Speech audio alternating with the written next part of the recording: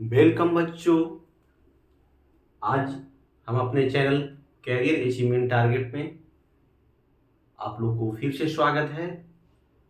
तो आज हम जो टॉपिक लेकर के आए हैं यह आपका है क्रेता बाजार, जिसे हम लोग बायर मार्केट बोलते हैं, और विक्रेता बाजार जिसे हम लोग सेलर मार्केट बोलते हैं। तो आइए हम लोग इसे विस्तार से समझते हैं कि आखिर क्रेता बाजार क्या है और विक्रेता बाजार क्या है। तो देखिए, बहुत ही आसान शब्दों में आप लोग को समझ में आ जाएगी। आप मेरे वीडियो में आपका है कि आप अंत तक बने रहेंगे। देखिए, यहाँ पर है क्रेता बाजार। क्रेता बाजार किसे कहते हैं, पहले जो स्क्रीन पर आपका लिखा गया है उसे आप लोग समझ लेंगे, बारीकी से नोट कर लेंगे, और फिर आपको है कि इसे एग्जाम्पल के जरिए आप इसे समझ लेंगे। तो देखिए, कहता है कि क्रेता बाजार जो आपका होती है, कहता है जब किसी वस्तु की मांग कम और पूर्ति अधिक हो जाती है। बाजार में देखा जाता है कि जब किसी भी वस्तु का जब किसी भी वस्तु की मांग जो आपका है वह कम, यहां पर ध्यान दीजिएगा, फोकस जो करना है वह यहां करना है। जब किसी भी वस्तु का बाजार में देखा जाता है कि मांग कम हो और पूर्ति अधिक हो जाती है, तो यह स्थिति जो आपका है वह क्रेता बाजार कहलाता है। तब ऐसी स्थिति में देखा जाता है क्रेता की स्थिति जो आपका है वह बेहतर होता है। क्रेता का मतलब क्रेता का मतलब जो आपका होता है वह आपका होता है खरीदने वाले। क्रेता का मतलब होते हैं खरीदने वाले। अब हम लोग उदाहरण के जरिए समझेंगे। जैसे मान लिया कि मार्केट में कोई कलम, एक उदाहरण हम आप लोग को बताते हैं कि कोई कलम को मार्केट में आपका है कि देखा जाता है, तो कहता है कि जब किसी वस्तु की मांग कम, उस कलम की डिमांड जो आपका है वह क्या हो गया, कम हो गया। उस कलम की डिमांड जो आपका है वह कम हो गया, मांग कम हो गया और पूर्ति क्या हो गया, अधिक। कलम जो आपका है मांग कम है, लेकिन मार्केट में कलम जो आपका है वह बहुत सारा आ गया।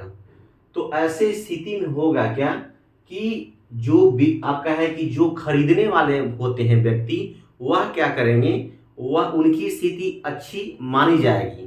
कैसे मानी जाएगी, जैसे मान लिया कि हमने अभी आपको कलम की बात किया था, तो एक पेन जो आपका है, मान लिया कि हम पहले जो यह कलम जो आपका है वह 10 रुपया में बेच रहा था।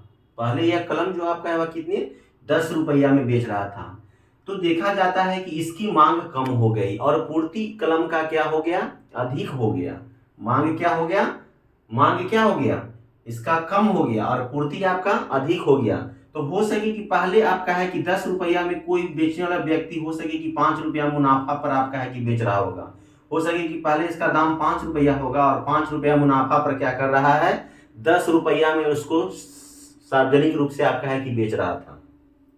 लेकिन अब उस कलम को देखा जा रहा है कि उसका मांग कम है और पूरा मार्केट में वो कलम आ गया है। तो अब क्या करेगा कि दुकानदार चाहेगा कि किसी तरह से मेरा पूंजी निकल जाए, और पूंजी निकले तो निकले, 1-2 रुपया प्रॉफिट पर अगर आपको है कि वो आपको है कि बिक जाता है तो वह बेचना चाहेगा। तब आपका है कि अगर कलम का दाम 5 रुपया था, तो अगर 1 रुपया पर आपका है कि वह बेचना चाहेगा, तो अब कलम का दाम जो आपका है वह 6 रुपया में बिकेगा। लेकिन पहले क्या कर रहा था, पहले 10 रुपया में बेच रहा था। लेकिन जब उस कलम की पूर्ति जो आपका है, जब आपका है कि अधिक होने लगी, तो उसका डिमांड कम गया, यानी उसका वैल्यू भी कम गया। तो देखा जाता है कि जो खरीदने वाले व्यक्ति होते हैं उनकी स्थिति आपका है कि वह बेहतर मानी जाएगी, क्योंकि वह पहले कलम जो खरीद रहा था वह 10 रुपया में खरीद रहा था। आज वह जाएगा तो उस कलम पर मोल मोलाई भी करेगा कि नहीं, 10 रुपया में हम नहीं लेंगे। अगला दुकान वाले जो आपका है 8 रुपया में दे रहे हैं, 7 रुपया में दे रहे हैं, आपको देना है 7 रुपया में, तो दीजिए। क्योंकि वह जान रहा है कि मार्केट में उस कलम का जो है बहुत सारे आपका है कि कलम उपलब्ध है, और उसका बिक्री जो आपका है वह खरीदने वाले लोग आपका है वह कम है, तो मोल मोलाई जो आपका है वह करना शुरू कर देगा। अब यहाँ पर देखिए, यहाँ पर है विक्रेता बाजार में, यहाँ जो है मांग कम है। अब यहाँ ठीक उल्टा है, जब किसी वस्तु की बाजार में मांग आपका है अधिक हो जाए और पूर्ति कम हो जाए। देखिए वहां पर अब मान लिया कि ठीक है, कलम वाला उदाहरण को फिर हम लोग यहाँ पर पेश करेंगे। तो अब मान लिया कि कोई कलम को जो मार्केट में है 10 रुपया में कोई आपका है बेच रहा था। अब इस वस्तु का है क्या, इस वस्तु का जो आपका उपलब्धि जो आपका है वह पूर्ति जो देखा जा रहा है वह कम है, तो हो सके कि कलम आपका है कि 20 रुपया में भी बिक जाएगा। जो ग्राहक जाएंगे तो कहेंगे कि वो कलम दिखाइए, तो जो उसकी पूर्ति अगर मार्केट में अगर आपका है कि वो चीज़ नहीं उपलब्ध हो रही है, बहुत समस्या आ रही है उसको ग्रहण करने में, तो लोग उसको 10 रुपया का सामान 20 रुपया में आपका है क्या करेगा कि वह खरीदना चाहेगा।